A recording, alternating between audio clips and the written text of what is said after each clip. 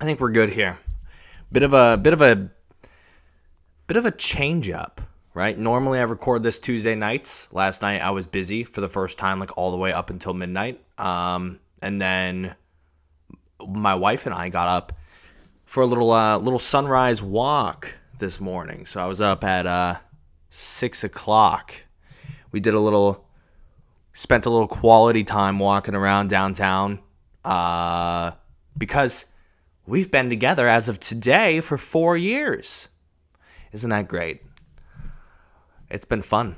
A lot of ups and downs. It's actually been crazy. I can't believe it's been 4 fucking years. That's nuts. And so much has changed. Like, so much has changed in terms of like the way that we think and communicate, and even like just where we have lived, like where we find ourselves, what we find ourselves talking and doing and thinking and now living. It's like it's very interesting. But it's been a lot of fun, and I respect the shit out of her.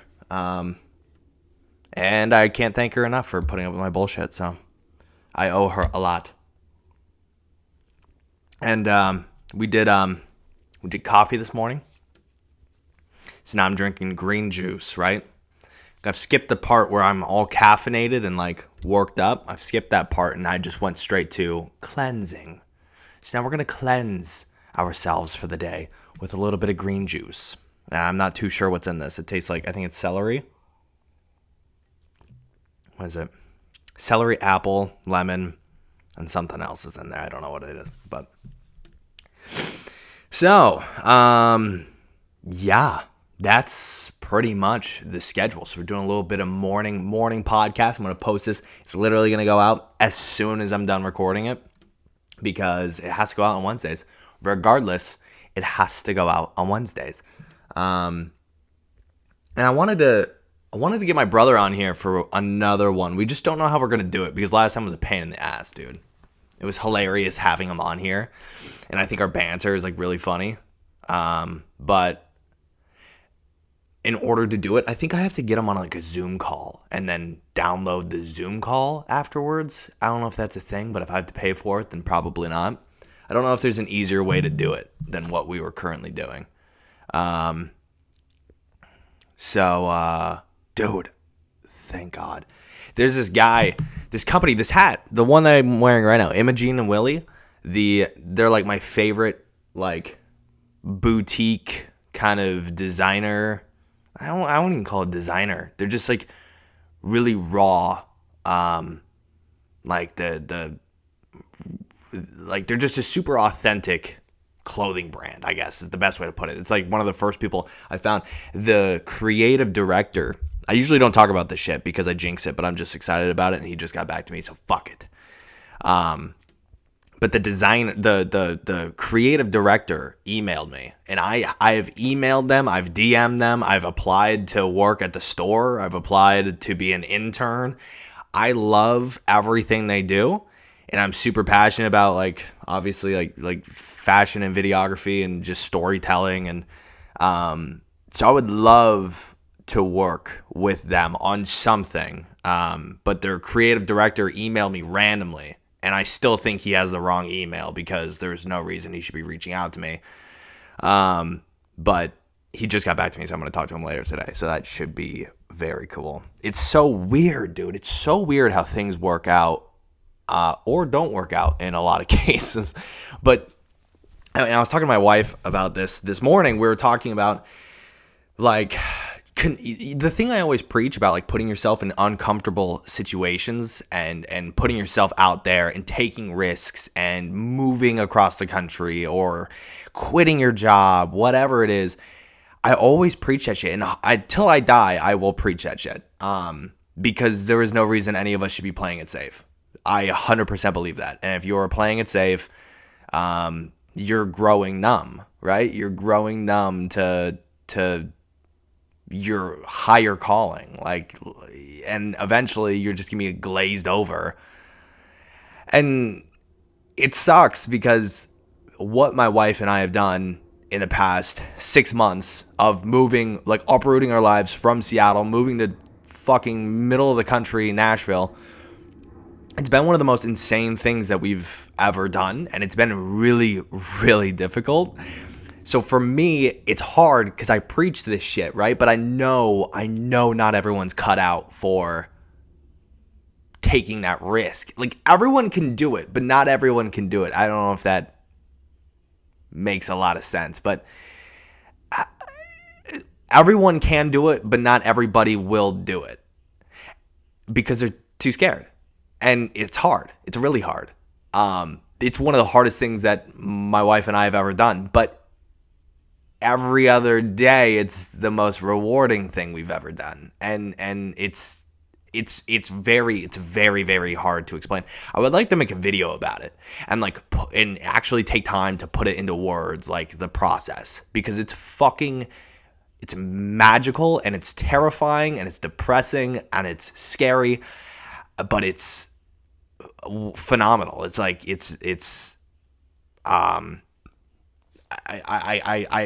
I don't know. I can't explain it. I only know like a few people truly who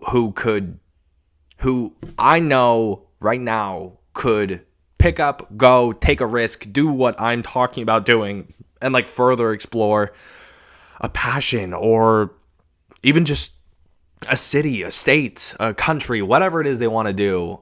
I know very few people who actually have like the sack to do that. And it's not like I'm not dogging anyone.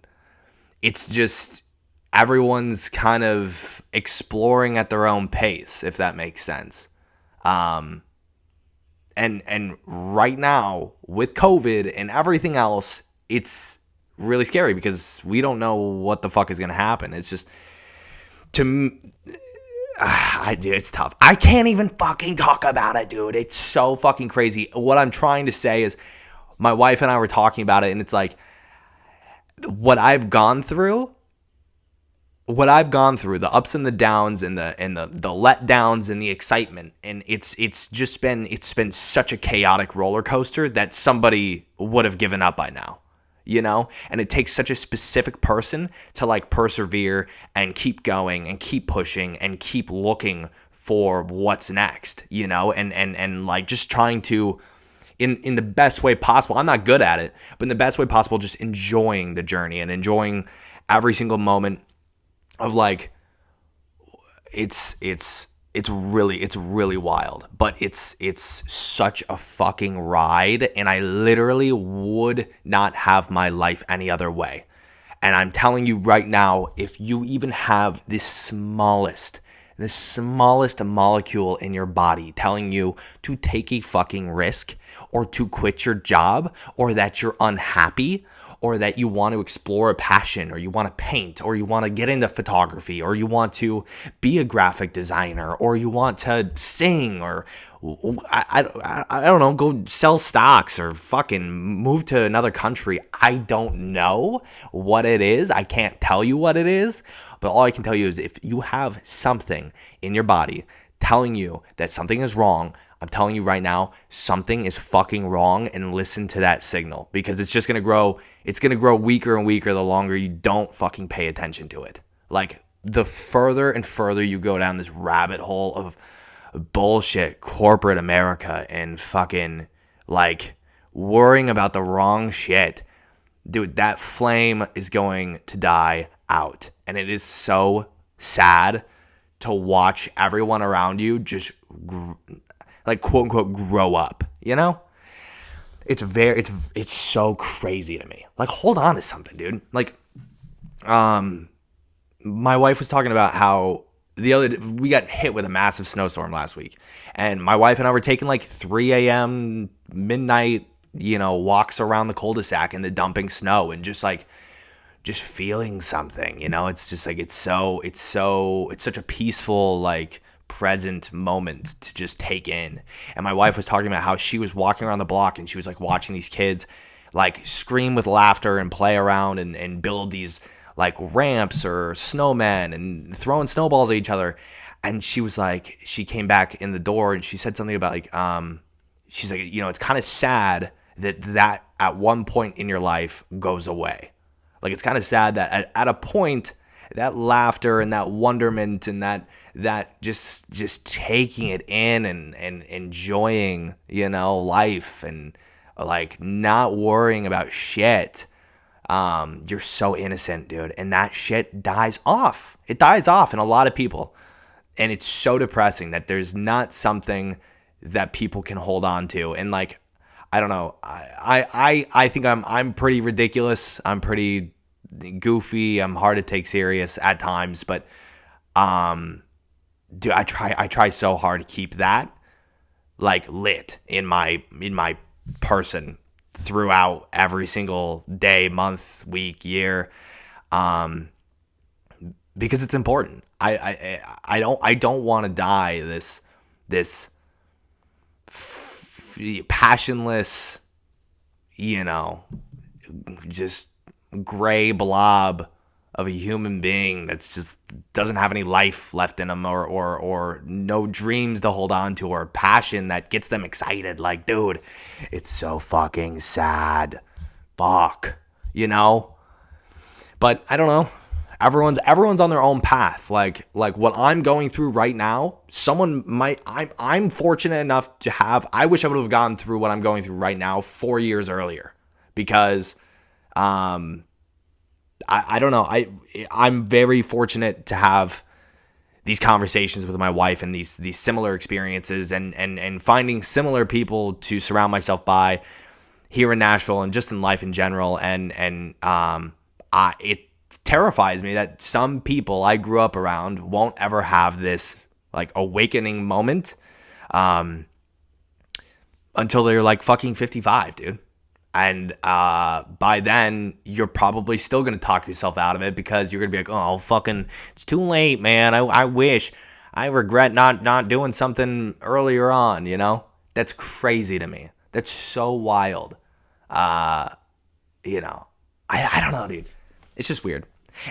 And also, I don't have anything figured out. I'm figuring it out. And I think that's kind of, my wife pointed something, dude, she's so fucking smart. She's so smart, dude. 4 years, man. She's so fucking smart.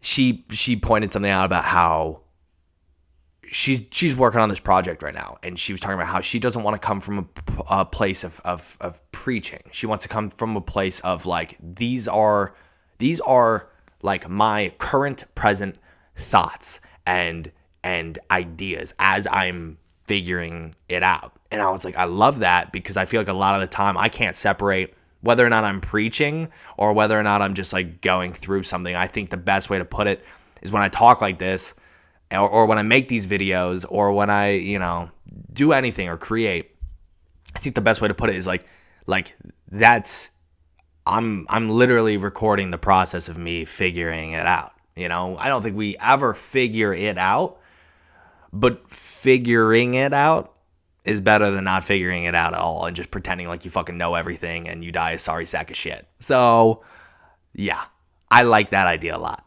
I like that I'm able to have these thoughts and these moments of like realization and talk these things out in real time, even if I'm fucking wrong, dude. I don't give a shit. At least I have a thought, right? At least I'm able to go down this like back and forth dialogue and have these thoughts and ideas. I don't know, dude. One person, dude. My sister-in-law, Sarah's sister. She's the most creative human being that I know outside of like, my immediate little circle. But she's so fucking funny, dude. And she's like one of those people I'm talking about like taking risks and shit. Like she went to Ireland. She's like my sister. Dude, my sister did this whole thing where she studied abroad in France. She left school, little old Maple Valley, Washington, left school, went to Central Michigan, just picked up, and she was like, I want to go. And I'm like, at the time, I'm like, that's so fucking weird, dude. That's so weird. She went up and just left. And I don't give her enough props for that. She just went up and left. And then she studied abroad in France. And now she lives in fucking DC. And that's crazy. That's crazy. And it took me way longer to go, fuck this, I'm out. So she found something. She clicked with something where she was just like, I gotta go. And she dipped. And similar to my sister, Sarah's sister, she is like super into like comedy, improv, and acting, and she's really fucking witty and really funny. And she got up, left college, and went to Ireland for this she went to San Francisco first. So it's kind of similar path as my sister. She like went to San Francisco to go work, and they got an internship in fucking Ireland, dude. And I think this time last year she was in Ireland, and then COVID hit, and because she's a U.S. citizen, and there were all these like what ifs about COVID at the time. Everyone was in a panic, and she got sent home from the fucking internship while studying, or not, I guess, working abroad, living abroad in Ireland. Coolest fucking opportunity, dude. And I felt so fucking sorry for her, because she's not the only one that got shit on by COVID, But Emma, if you are fucking listening, go to New York. This is your sign. I'm telling you, go to New York. You need to go. She's been thinking about taking another leap of faith after all of this and going to New York, because there's something there. There's something to explore. Like, there's a reason that she's attracted to all these things and like taking these risks and these chances. And she's one of those people. She is one of those people that is like, that will persevere. She will chase this down, like, no matter what. And it's going to be really fucking cool to watch. Like, I love watching this shit from the sidelines, and like watching where people go and watching people win and watching people explore and go through what I can relate to, and it's such a powerful thing to watch. So, and if you're one of those people, dude, I'm fucking rooting for you. I am fucking rooting for you. I know I'm like a dick, and I know I joke a lot. I know I'm like kind of like negative Nancy. I'm like, Arr. But dude, if you have something that you're going for, or that you're putting your ass on the line for, or you're putting yourself into debt for, if you're going to get your fucking master's, dude, I am fucking rooting for you. Don't fucking stop. Because if you fucking stop, you're going to hate your fucking life, and you're always going to regret it. Keep fucking going. That's all. That's the motivation I have right now. But that comes from months and months and months of getting shit on and let down and fucking get your hopes up just to fucking die off, just day after day after day after day after being in fucking Nashville. It's been nuts, dude. It's been crazy, but it's been a fucking wild ride, and I wouldn't trade it for anything, and I'm having a blast. So regardless of any of the bullshit that I cry about or bitch about or feel down about, I'm telling you right now, it's fucking worth it. At the end of the day, it's fucking worth it. Take the risk, because you will regret not doing it. Ooh. Dude, speaking of depressed, man, I was in a really, okay, so this is going to get weird, okay? This is going to get fucking weird. And I don't talk about this in public a lot, but I think that it needs to be talked about a little more, because a lot of people are like ashamed of it, and a lot of people shy away from the topic. And I think it's actually comical. And I'm not ashamed of it. I think the stigma behind it, and like, okay, so let's talk about it. Chris, the whole Chris D'Elia thing, okay? Obviously, piece of shit. Obviously, creeped on a lot of women. Nobody really knows the full story, and if anyone thinks they know the full story, we still really don't. There's something there. There was something there. He came out and did his apology, and I'm watching his apology, and in his apology, he's talking about how he is borderline like a sex addict. And I don't know, these things stem a lot further. And I'll get into that in a second. But he's talking about how he's borderline a sex addict, and sex came really easy to him after his rise to stardom, right? Because he's this attractive guy, he works out, he's really, I think he's fucking hilarious. I think he's really fucking funny. And this shit comes out, and it's obviously disappointing, right? It's obviously disappointing because you're like, you put this person on a pedestal and you expect them to be fucking perfect, and they're not. But what he comes out and he talks about how he has this rise to fame, and all of a sudden, sex came really easy to him, right? He would go perform at a show for 50 minutes, and then afterwards, he'd have in that city, you're on tour, you're doing all this shit. In this city, you're having a ton of women of all ages, all walks of life, hitting you up in your DMs or whatever, and he's treating it like Tinder, where he's just replying and shooting a shot to every single DM and just seeing what sticks. And then I think the whole thing was he was just having sex with as many of these people as he could.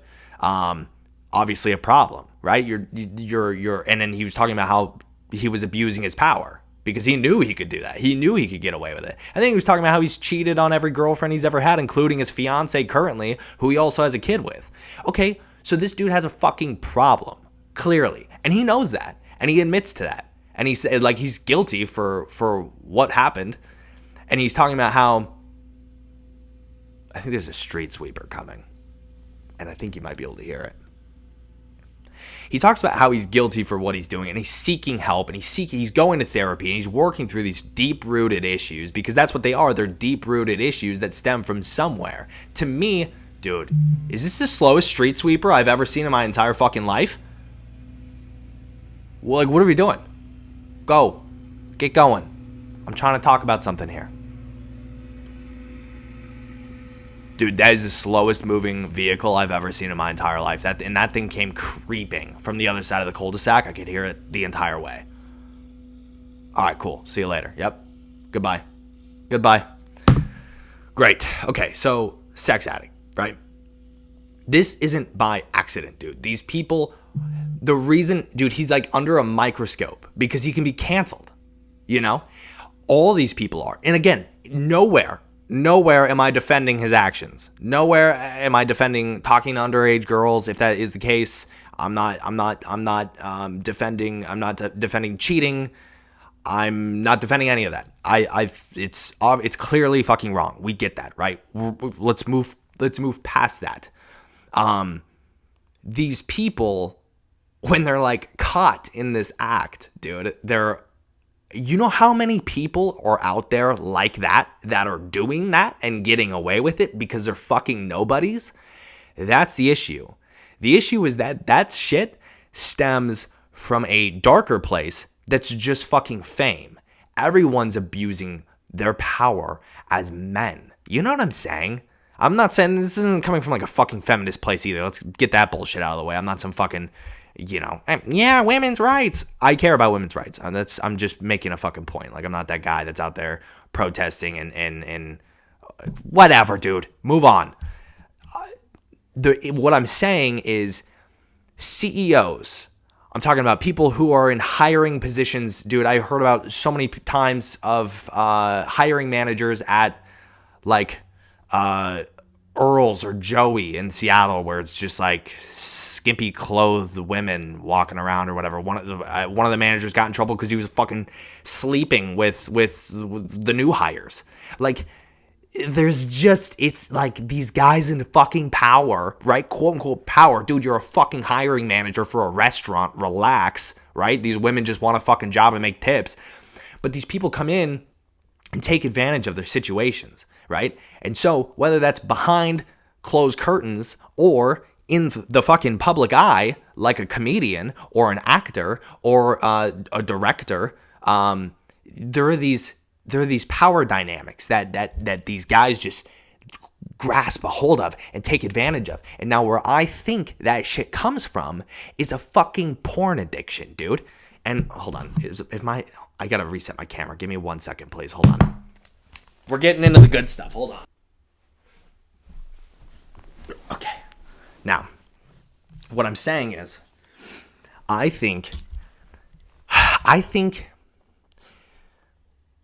we're going to go even further, okay? We're going to go think about the age of our parents' generation, right? Think about the age of what they grew up around, right? What they were exposed to. In my head, Like their access to porn and sex is much more watered down than our version, our generation's version. Okay, you talk about like they have like VHS tapes and like magazines, right?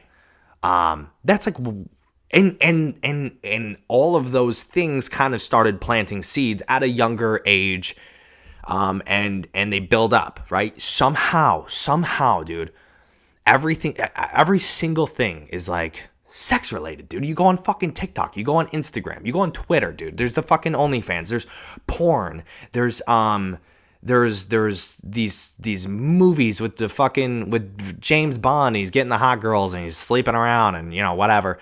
In my marketing class in high school, I learned the first thing that my marketing teacher told me, one of the smartest guys that I've ever learned from in a professional setting, told me sex sells. That's like the number one thing that they teach you in basic 101 sales and marketing.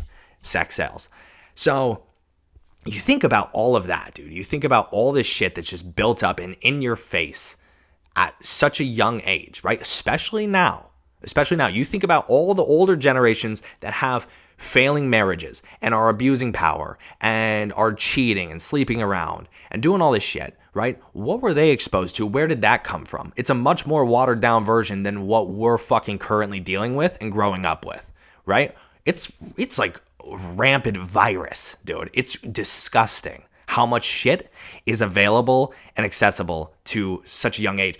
My wife was telling me one of her coworkers had like a spy thing set up on his phone to monitor his kids' like viewing activities, and he was young as shit, dude. He was in like middle school or something, and the dude's like browsing Pornhub, and the fucking dad's like watching it.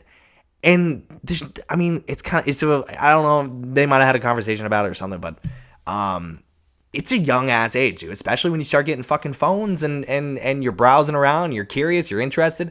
It's in your face, dude. And then like the whole like absorbing porn as a man is just it's normalized in our culture. And I don't know if that's how it is worldwide, but it's definitely how it is in the United States. You at such a young age, it's so normalized to like crack these jokes, and a lot of guys won't have this conversation, dude. That's the other thing. A lot of guys they'll pretend like they don't watch porn, and they'll pretend like they don't have a fucking issue. They'll pretend like they don't go looking for it every fucking day. Like, dude, go look at your fucking likes on TikTok, or go look at who you fucking follow on Instagram, dude. It's in your fucking face. And these people know it, dude. These people know it. How do you think that these women get famous? How do you think? Because they abuse the dumb monkey brain of a man, dude. That's just all it is. They know how to tap into it because they know if they fucking show a little skin or do whatever it is, all of a sudden all these guys are going to go flocking to it because they got a fucking issue, you know? And so what I'm saying is like you think about like you think about the Chris D'Elia thing, right? Where does that stem from? Where does that activity, where does that behavior come from, right? It comes from a lack of awareness, first of all, and it probably comes from years and years of just abusing porn and looking at it and jerking off, and you know what I'm saying, dude? It just piles up, and it starts from somewhere. And if you're not aware of it, and you're not like observing. Jesus Christ, dude. I have like a stroke once an episode. Observing. If you're not observing these behaviors and like looking yourself in a fucking mirror and like asking yourself these questions, I don't know, dude. Like it fogs you up. But it to me, okay. So I think I have had, and see, it's even weird for me to say it right now. I think I've had a bit of a porn problem in the past, because I was exposed to it. And this is all like I'm incredibly aware of this. Like, and I think it's an issue because I was exposed to it at such a young age, dude. Like I remember the first thing I did on my flip phone was I was like scrolling for wallpapers, and there's these like hot ass girls for like the swimsuit magazine or whatever. And I was like, oh, yeah, oh, okay, this is exciting or whatever. Dude, one thing leads to another. All of a sudden, you're fucking looking at porn in every which direction, and or it's just it's such a wild thing, and it's like I said, it's normalized. So you create these excuses. Oh, I'm not doing it every day or whatever. Okay, cool. But you're doing like every other day or like twice every other day or whatever the fuck case it may be. That affects so many things, dude. That affects so many things. And it's like, if you look at the pros and cons of looking at porn and abusing it, dude, the cons outweigh the pros time and time and time again. Like I said, it's just this monkey instinct of guys to like think it's normal, create excuses around it, and then create these habits and behaviors revolving around jerking off to porn. It's very fucking weird, dude. And if you're a guy listening to this or you're a girl listening to this, dude, ask yourself or ask your significant other and have a fucking open-ended, honest conversation. Is this street sweeper coming by again, dude? I'm gonna lose my fucking mind. Have an open-ended conversation about it, because it's the effects it has on your fucking mental health and your brain and your relationships, professionally and emotionally. Dude, it fucks with you. It's like, it's horrible for you. So I'll wait till this fucking idiot passes. Dude, slowest. Why? Dude, we never have street sweepers. Ever. This is the first one I've seen in 6 months of living here.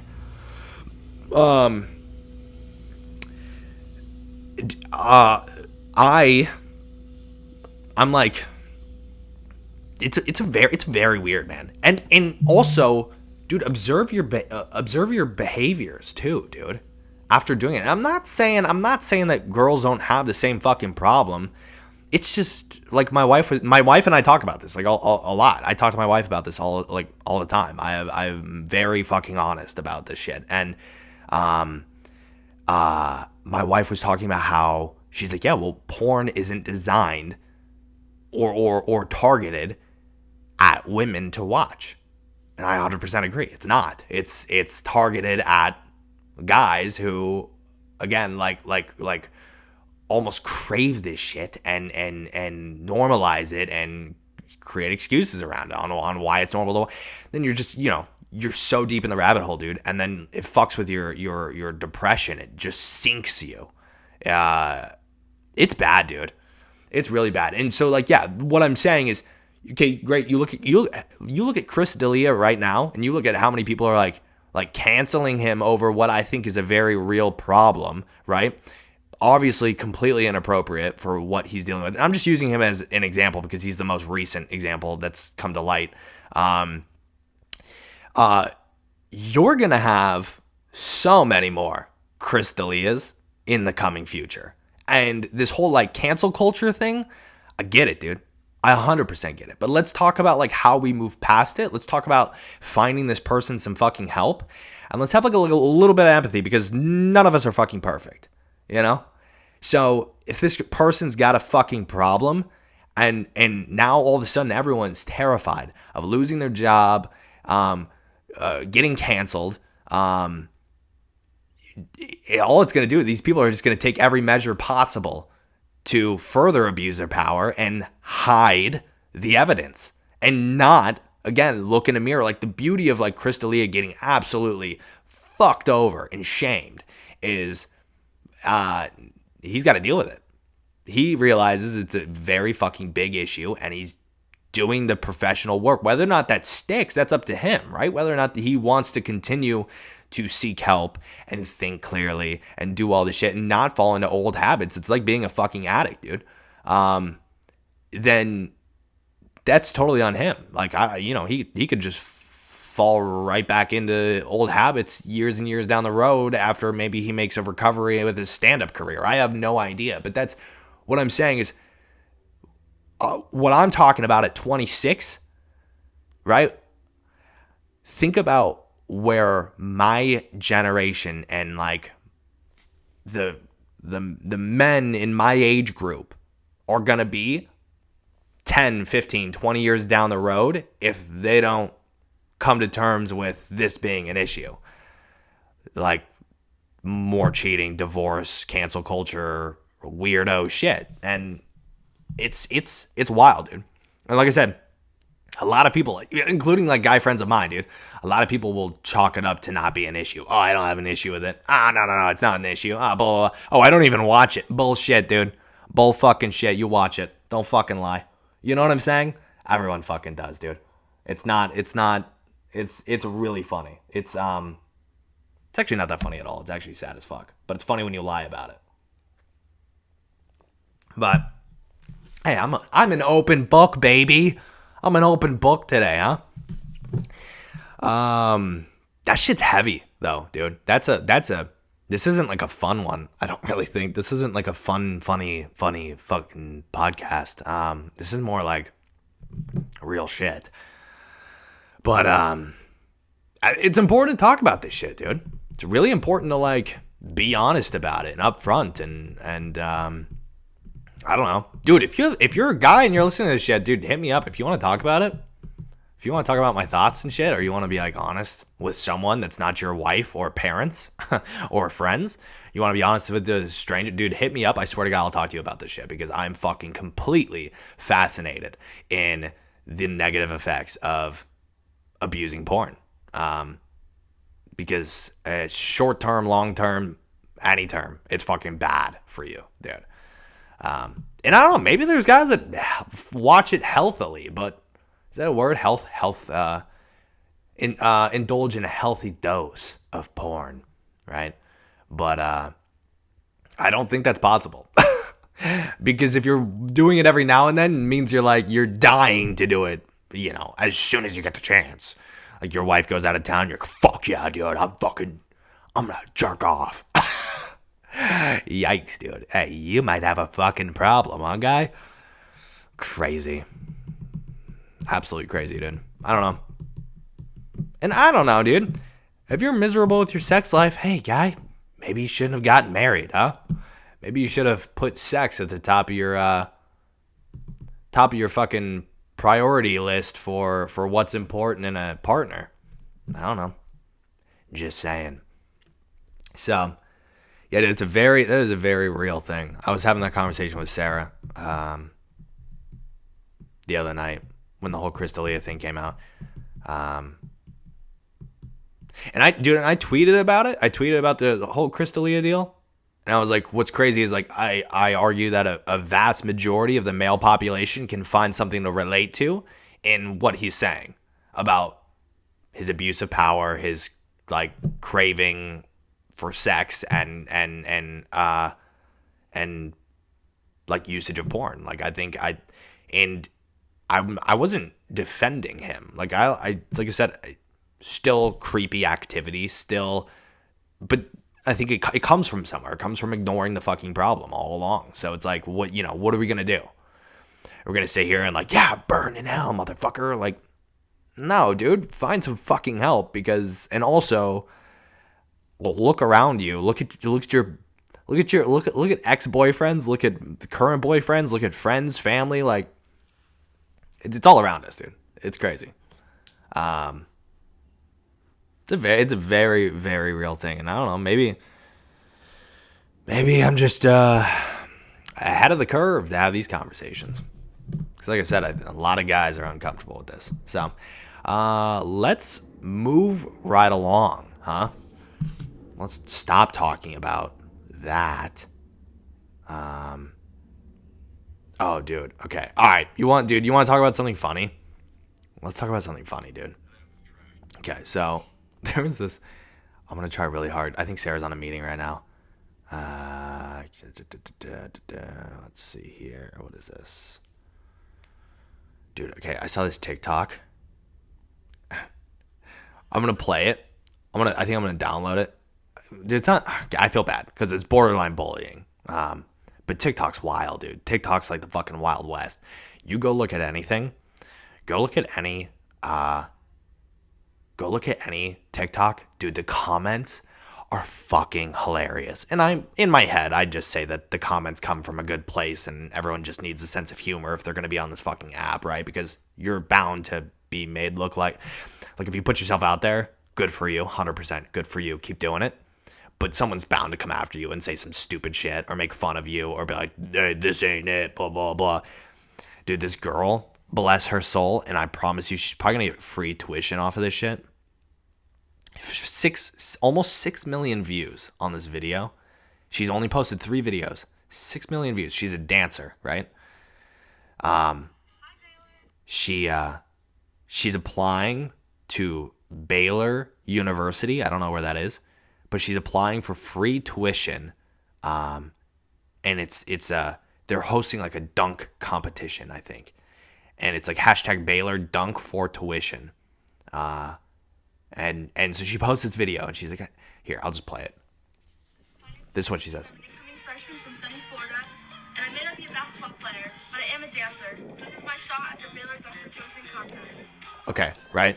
So she talks about how she's participating in like the dunk for tuition contest. And she goes, I may not be a basketball player, but I am a dancer. This is my submission for the contest. Right? Super awkward. She's a dancer, ballet dancer. She like does like a leap at the beginning.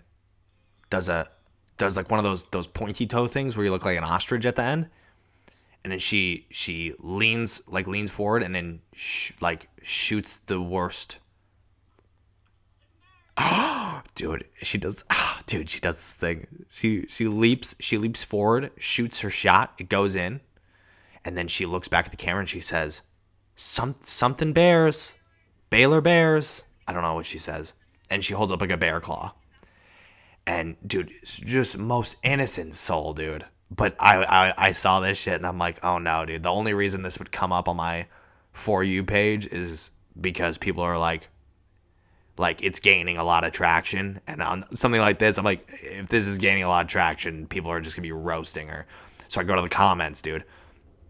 Dude, the comments, I hope they make you pay more now, is the top one. This guy said, you chose the wrong app to post this on. Someone said, Baylor University gets a restraining order. You've been banned from stepping foot on any college campus. Someone said you traveled, which is funny. But anyways, everyone's just talking about like Baylor admissions here. Based on your performance, we're going to go ahead and bless you. Congratulations, your tuition is tripled. Dude, I don't know where these people come up with this shit. It is another level of like humor. And this poor girl, dude. Because of this, I think the bright side here is like, okay, so she's getting roasted in her comments, and it's really funny, but it's also kind of sad because people are fucked up. But you got to find humor in it, otherwise, what are we doing here? And dude, the plus side is she's probably gonna get free tuition off of this shit.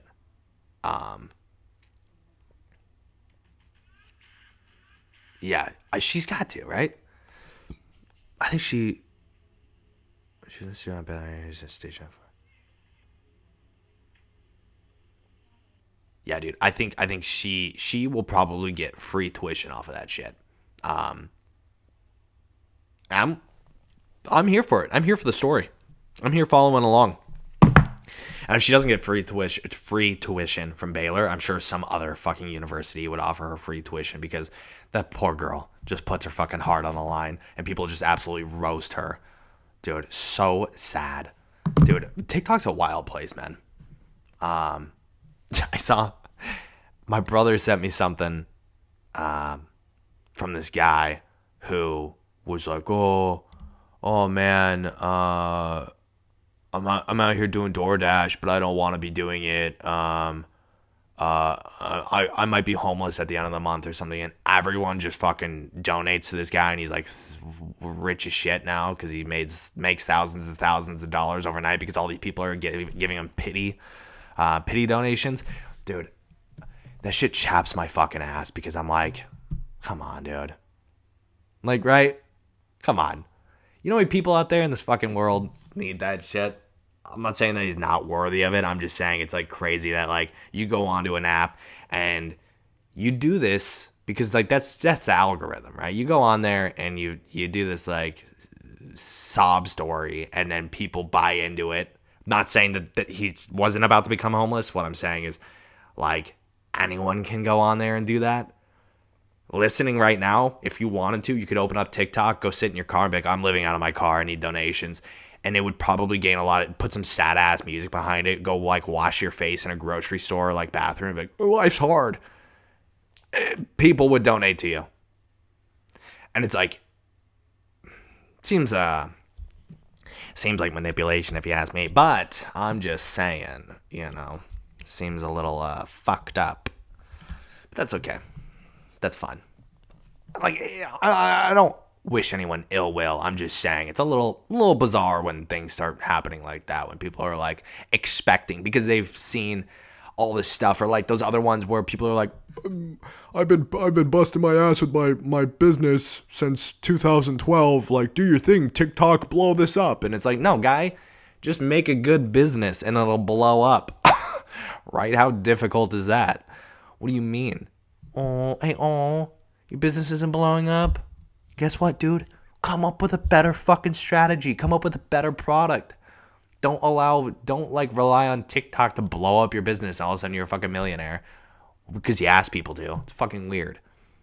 It's like, I see the same thing for like streamers and content creators, right? People are like, it's so hard being a streamer or content creator. Like, you don't understand how much goes into it. Like, you're right, dude. But also, what are you doing here? Shouldn't you be making content? Right? Don't come on here and bitch about how hard it is. Just make the content and make it better or good. Borderline decent, right? Shouldn't that be the end goal? Don't come on here and cry about how no one's viewing your shit. Oh my God, oh, it's so sad. Dude, just make something quality. Make something worthwhile. Make something that people actually want to give a shit about and go watch it. Stop fucking crying. Fucking crybabies, dude. It's really funny. Like, that sort of mentality, dude, where the fuck is that going to get you? Just keep doing what everyone else is doing and keep trying. And if it's not successful, think about what else you could be doing. Could you do something else? Can you hop on a trend? Can you invest in new equipment? Can you, I don't know, pivot? Go do a vlog. Don't stream. Go do a vlog. I don't know. Is that interesting to you? Go do game reviews. Anyways, I come up with 1,001 ideas. People are hilarious. Yikes, dude. This wasn't as funny as I wanted it to be, but it was real. I think I had we had a real moment today, I believe. Yeah, I don't know. That's pretty much all I got, dude. I don't really have much else other than like TikTok bothers the fuck out of me, dude. If you're a content creator or you're interested in getting into anything, right? If you're interested in like building out a following or a community or a YouTube channel or TikTok, dude, use YouTube Shorts. I know it's weird and it's kind of wonky, but so is Instagram Reels and so is Twitter Stories. Like, it's all weird. It's all just a play off of something that was successful prior to that. But TikTok is so saturated right now. Like, you can pop off, right? You have opportunities to go off on TikTok. But if you're really interested in like building a community and something, dude, try posting to YouTube Shorts. Even though it's still being beta tested, but it's the perfect time to like take that same content you post to TikTok, just download that, take that raw video and send it over to YouTube Shorts and just upload it there. It takes zero fucking time, but the organic traction that you could see on YouTube Shorts is an incredible amount in comparison to TikTok, and it takes like little to no effort. Right? You don't have to like do anything. You don't have to like, there's no like crazy algorithm.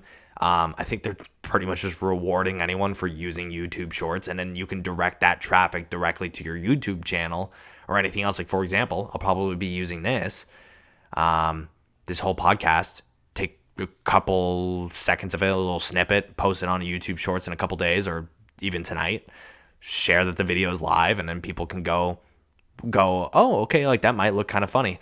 Go check out the whole fucking video, whatever they want. I don't know, whatever they want. But it's crazy how rapidly things change. And like Clubhouse too.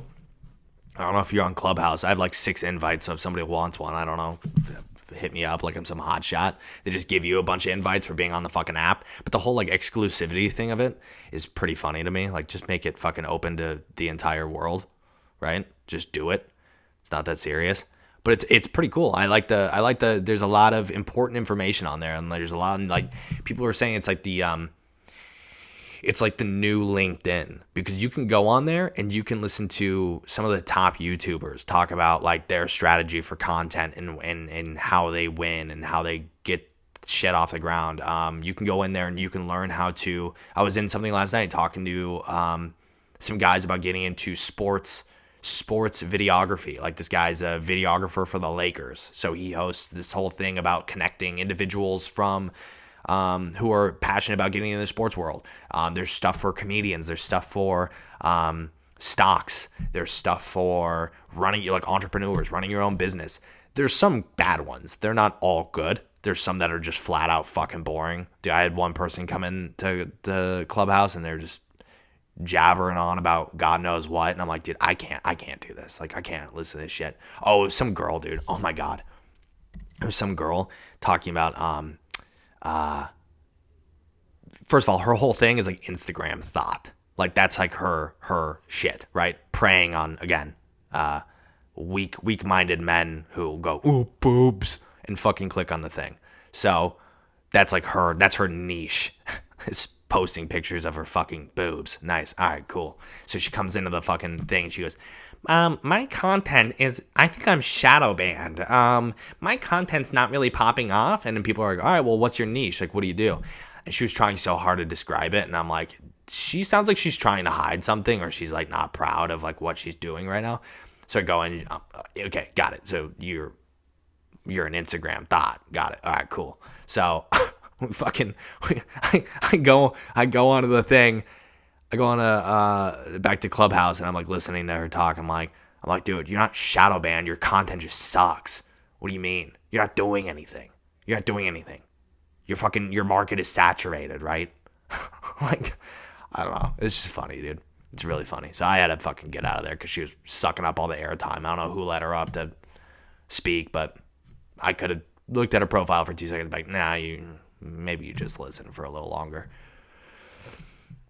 Oh God, pretty funny. Pretty funny, man. Cool. I think I'm gonna call it there, man. This was a good one. I think this was productive, eye-opening, and I think we learned a thing or two from today. But appreciate anyone listening. I appreciate everyone listening, and I hope everyone has an incredible week. Okay, try to stay healthy and happy, and feed yourself some healthy foods, right? Stay spiritually grounded. I know it's like 70 degrees over here, so I'm like right after a snowstorm too. Nice. Tennessee makes a lot of sense right now, but I'm in like a pretty good fucking mood. So, cool. Hey, here's to some green juice, right? Cleanse the soul. Everybody have a great week, and enjoy your weekend. Stay safe and stay healthy.